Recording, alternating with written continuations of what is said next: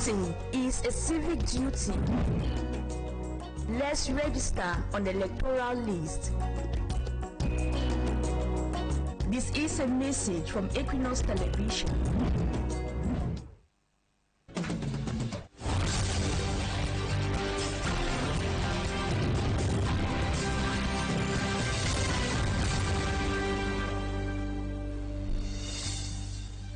Hi there to all of you viewers of Equinoxe Television. Welcome back from the weekend.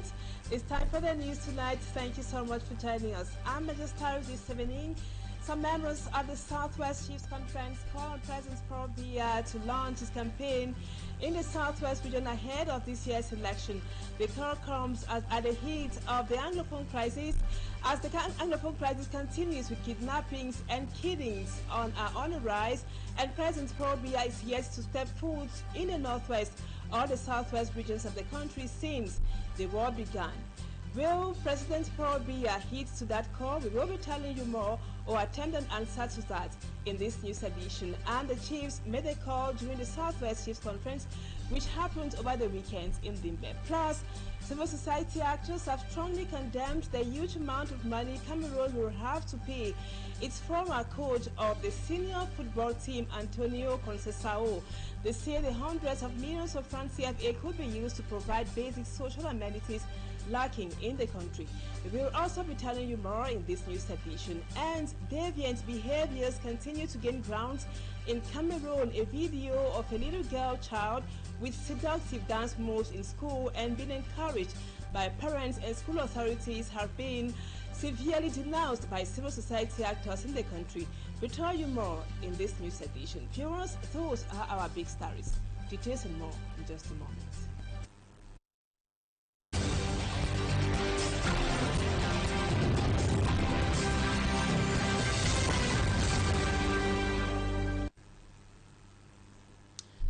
Welcome back, viewers. Thank you so much for being with us tonight, and thank you for the confidence. Many Cameroonians have expressed dissatisfaction over a video of a girl less than 7 years old dancing in a seductive manner. The video, allegedly taken in a school in Yaoundé, has been widely bashed or condemned. Immaculate Fogwe spoke with Dr. Nick Guayam, an educationist, and he explains what can be done to help bring youth back to track. Her report. This video, allegedly taken in a school in Yaoundé, has stirred various reactions on social media.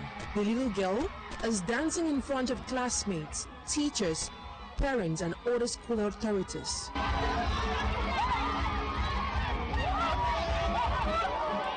Reacting to the video, Dr. Nick Guayam, an educationist, says such acts clearly shows that the youths of today are deviating. But I'm very worried that, you know, the example that we saw the other day was of a girl dancing in a school milieu where the teachers and the parents who had come for the occasion were celebrating the child. So I think we've all lost it, and it's about time that we go back to our values and get them right. He goes ahead to denounce other vices such as cybercrime, cyberbullying, indecent dressing, pornography, and alcohol consumption, which has now become a new trend on social media. So you have seen, you know, how youths are carrying knives to school and killing other youths and killing their teachers and so on, fighting with teachers, and we look and laugh at it and we do nothing concrete and serious about it. I think the time has come for everybody to put down their foot, parents, students, teachers, and everyone in the community, so that we begin to eradicate these things and make sure we teach morals, we teach God's principles and values to our youth. It's very, very important. In order to curb the degradation of moral values on social media platforms, Burkina Faso's President Ibrahim Traoré passed a new law which punishes influencers who exhibit their bodies on social media.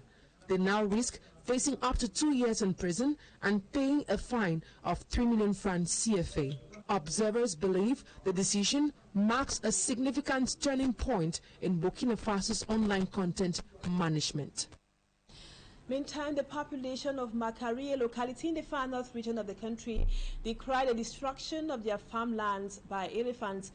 These people, who depend solely on agriculture for a livelihood, say the over 100 hectares of land, including crops, were all damaged by the animals. They urged the Minister of Forestry and Wildlife, who was on the site, to bring lasting solution to that problem. Mala Glory with details. After suffering cruel attacks from the terrorist group Boko Haram for years, the people of Makari in the Logon and Shari Division, Far North region, are now confronted with another problem: giant elephant destroying their farms. Locals say the damage caused by these animals are enormous. Crops cultivated by many families, essentially for home consumption, have been ravished.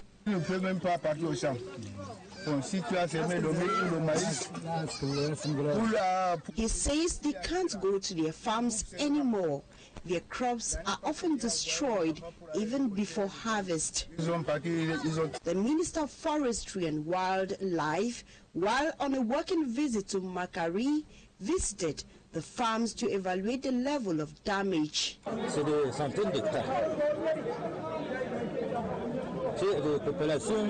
The mayor of Makari says over 100 hectares of land was recently destroyed by the elephants.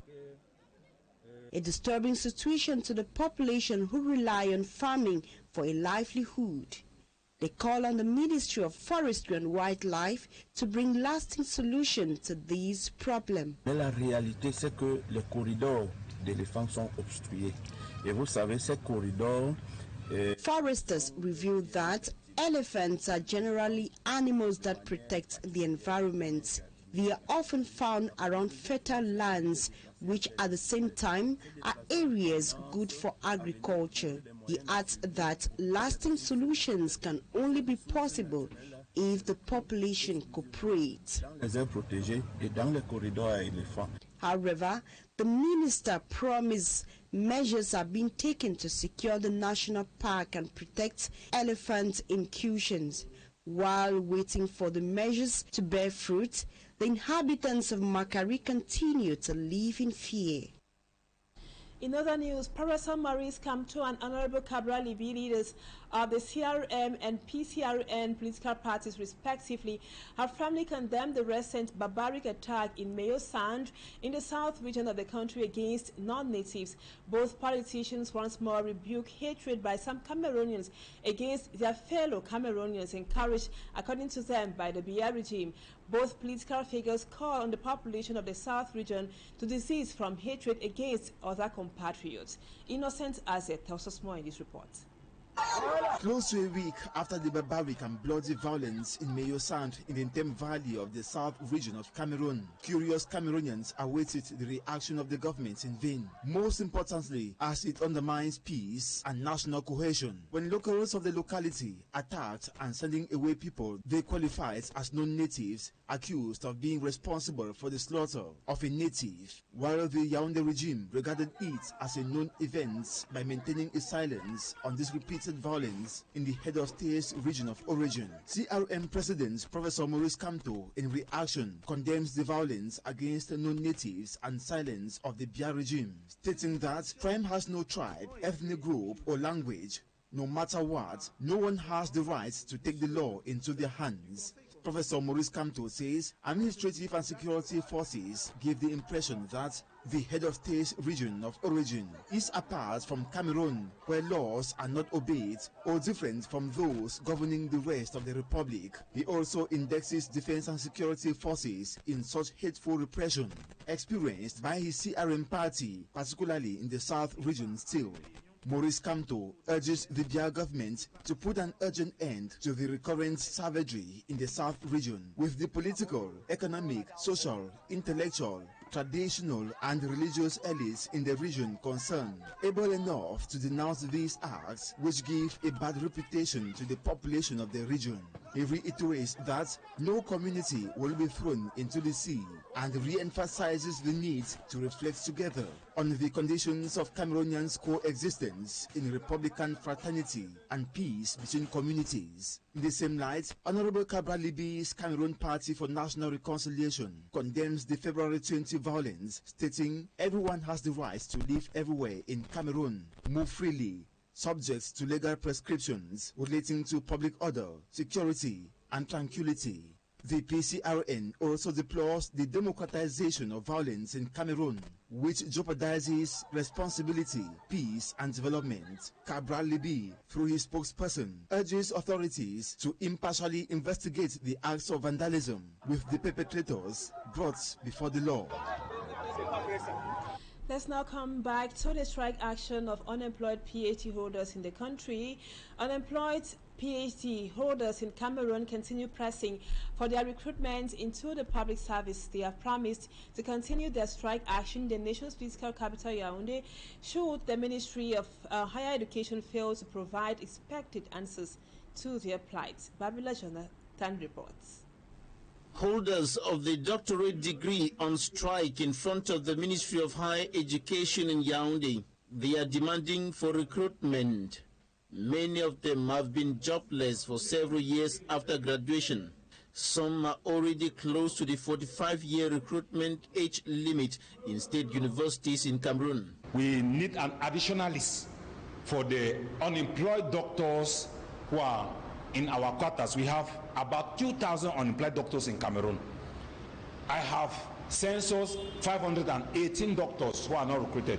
The list is with the Ministry of Higher Education. We are lecturers, and we are asking the government to certify us. A doctor should not be unemployed because doctor is equal to a solution, and we are 2,000.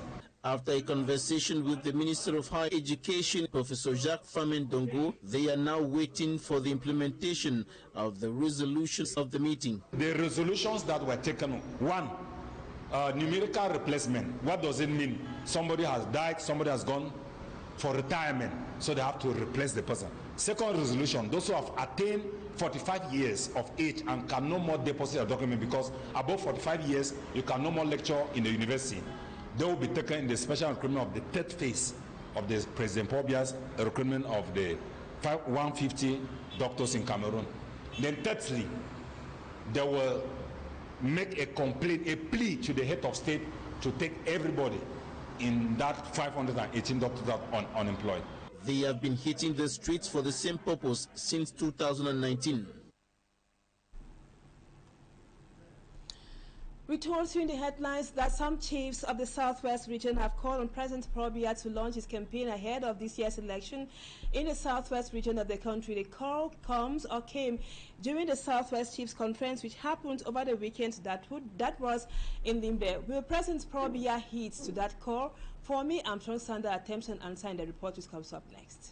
The appeal from traditional rulers of the Southwest region to President Paul Biya to launch the 2025 presidential election campaign in the region emerged at the end of the elective General Assembly of the Southwest Chiefs Conference, SWEC, held in Limbe, chief town of the Fako Division. In the final communique read by the President of the Southwest Chiefs Conference, the traditional rulers also called on President Paul Biya to present his candidature in the upcoming presidential election in Cameroon, a call which has generated mixed reactions from political and civil society actors in the country. Kotem Prince Will is a leader of the MP3 political party. Pressing developmental issues in the Southwest. They talk about the Limbe Deep Seaport, where are we today? They talk about the Tico Airport, where are we today? CDC has become a shadow of itself. CDC, which used to be the second employer after the state, where is it today? Where are all the young people who are working at CDC? Means that they are back redundant in the street. They are not talking about that. Or they want until the President of the Republic will come there before he will talk about it. And when he comes, when they talk about it, he goes back and make 100 years before it's been implemented. No. Hard to say if the appeal from the chiefs of the Southwest region should be considered as a strategy to ease tensions by bringing President Paul Biya to the conflict-hit region at last, or a call like others from diehard supporters of President Paul Biya, leader of the CPDM party. Many Cameroonians have been thinking and worried that for 8 years the Anglophone crisis has been going on. What has the chief done at the time when the crisis in the two regions of the Northwest and the Southwest have done away with land, properties, businesses, and all what we can call? We ask, what is the interest of the chiefs in President Paul Biya's launching campaign in the Southwest region? How does that bring peace to these two regions? And how does it contribute to the development of this particular region? In normal political calculations, political analysts savor the political weight of SWEC and the region will be a determinant factor to if President Paul Biya will heed to the campaign launch call or not. His last visit to the southwest region dates back to 2013 during the 50th anniversary celebration of the reunification of Cameroon. Now let's treat you to news out of Cameroon. Former Congolese President Joseph Kabila speaks out finally about the crisis in eastern DRC after being silent for years. In an article published on February 23, that was yesterday in the South African newspaper Sunday Times, Kabila criticized the leadership of his successor Felix Tshisekedi. He thinks Felix is responsible for the worsening security situation in the east of the DRC. And over to Burkina Faso, President Ibrahim Traoré has announced a transformative prison reform initiative in the country. This new program enables prisoners and those awaiting trial to work in agriculture while their prison terms are being reduced. Lucy Liengo is here with a foreign page roundup. After years of silence, former Congolese President Joseph Kabila has finally addressed the crisis in the Eastern Democratic Republic of Congo. In an article published on February 23rd by the South African Sunday Times, Kabila criticized the leadership of his successor, Felix Tshisekedi, who has been in power since 2019, blaming him for the deteriorating security situation in the East. Kabila says President Tshisekedi has played a key role in worsening the conflict in the region. He argues that the unrest cannot be attributed solely to the Rwandan-backed M23 rebels or the tensions between Kinshasa and Kigali. Since Tshisekedi took office, Kabila observes that the situation in DRC has worsened to the point of being on the verge of exploding. He also qualified the elections that secured Tshisekedi's second term as fraudulent. Kabila highlights intimidation, arbitrary arrests, extrajudicial executions, and the forced exile of various leaders as features of Tshisekedi's governance. Elsewhere, Burkina Faso has launched a groundbreaking prison reform initiative as announced by President Ibrahim Traoré. This new program allows prisoners and those awaiting sentencing to work in agricultural sector with a unique incentive. For every month, their sentence will be reduced by 3 months. This innovative approach includes rehabilitation, agricultural development, and restorative justice. The government aims to reduce recidivism rate and promote social reintegration through this initiative. And now in sports, football lovers have strongly condemned the huge amount of money Cameroon will have to pay its former coach of the senior football team, Antonio Conceição. They say the hundreds of millions of francs CFA could be used to provide social amenities lacking in the country. Cameroon must pay the amount or risk being suspended. Simon Gabriel spoke with barrister Agbo Bala in Congo. For fear of the national football team, the Indomitable Lions, from being sanctioned by the World Football Governing Body FIFA, the Court of Arbitration for Sports (CAS), and the Swiss Tribunal Court for not paying former Lions trainer, Portuguese-born Antonio Conceição da Silva Oliveira, the government of Cameroon intervenes. This action has shocked many. I was shocked. I was torn. Honestly, I almost had a heart attack. Because that's a huge amount of money, and it goes beyond just a financial penalty. For barrister Agbobalan Congo Felix, the action of the government is a clear indication of poor governance. It reflects a broader picture of poor governance, lack of transparency, and disregard of contractual obligation. So somebody has to be held accountable. Okay, this problem stems from the infighting between Feka Food and the Minister of Youth and Sports, or the ministry. Somebody has to be held accountable. If this minister was not properly handled, who ordered it, who authorized it? There's need for accountability. Cameroon is expected to cough out 1.2 billion francs CFA to pay Conceição da Silva Oliveira for the abusive termination of his contract, money which could be injected in other areas of the country. This is a huge amount of money that can build roads, schools, provide water, energy, equally build hospitals. It's not possible that a country that is going through a kind of a crisis would waste such an amount of money as a result of incompetence of those who are supposed to be managing either the Football Federation or the Ministry of Sports. These are taxpayers' money. It's not money from any particular individual. So we should hold them, those who run the country accountable for this kind of mismanagement. This is wastage. Antonio Conceição da Silva Oliveira was coach of Cameroon from 2019 to 2022, and he led the Indomitable Lions to the 3rd position in the AFCON, which Cameroon hosted in 2021. Thank you, Smart. That report brings us to the end of the first part of the news. Let's now move on to Talking Point.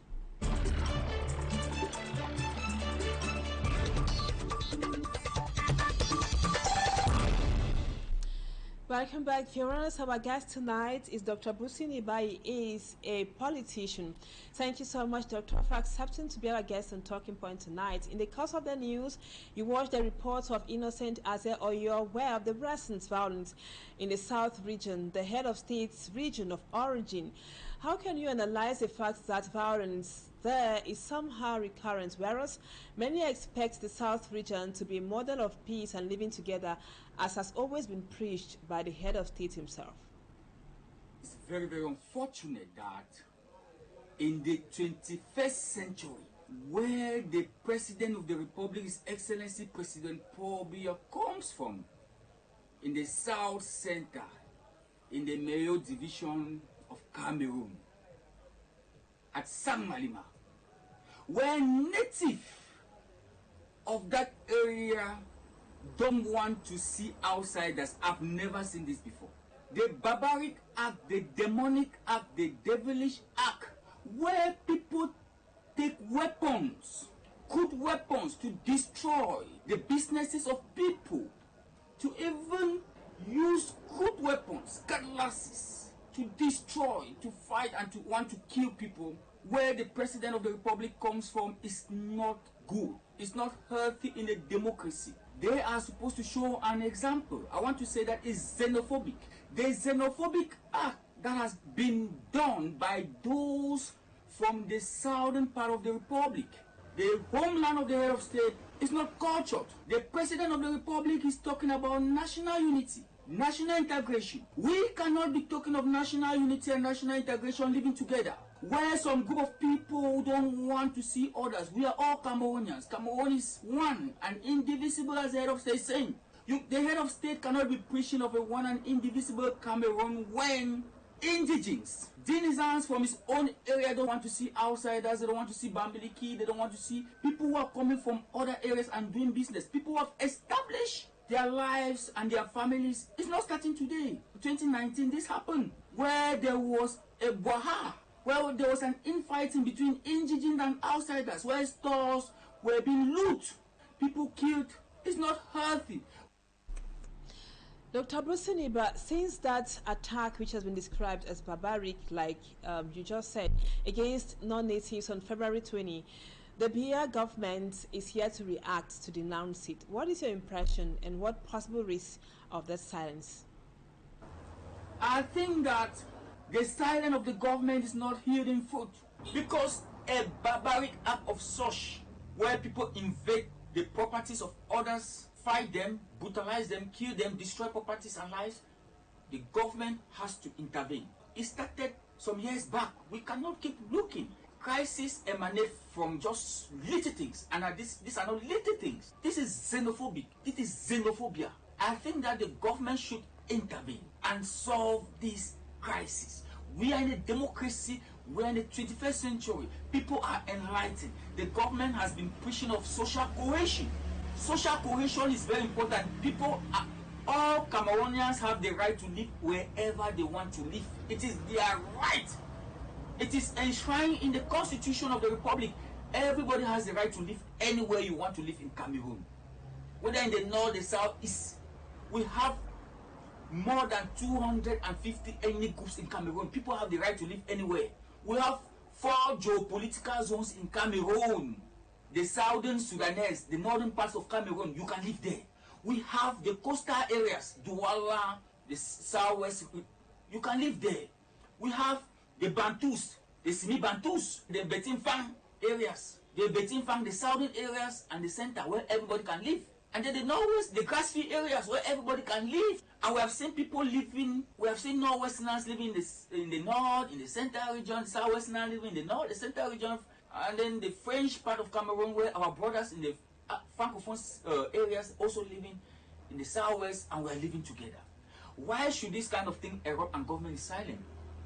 Those who we need justice.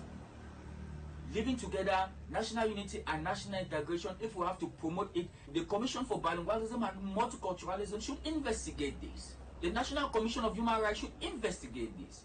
And those who are involved, those who have been perpetrating this kind of barbaric acts of killing their own brothers or sending them away out of the South region, they don't have monopoly of the South region. Cameroon is one and indivisible, as the head of state has been questioned. I think that government consensus is very important. We're in a democracy. Because in a democracy, if people hear that people don't want to see others, then I think that is anarchy. Where the head of the hometown of the President of the Republic.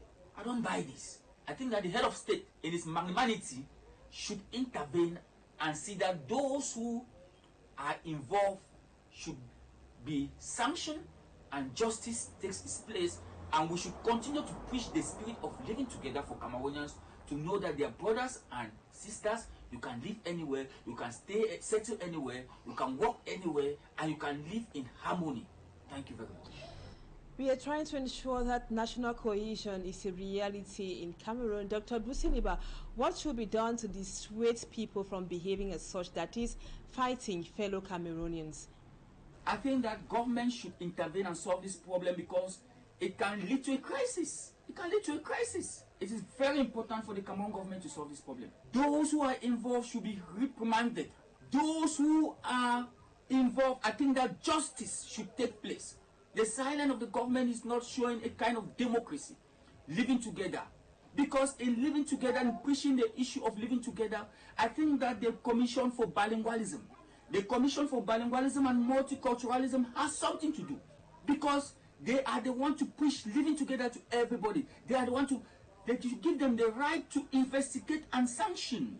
We have the human rights in Cameroon. The National Commission for Human Rights should investigate these barbaric acts of destruction of lives and properties where in the center south region where the head of state comes from. The human rights and those involved should be punished. They should be punished. I think that government should intervene and solve this problem because it can lead to a crisis. It can lead to a crisis. It is very important for the Cameroon government to solve this problem. Thank you.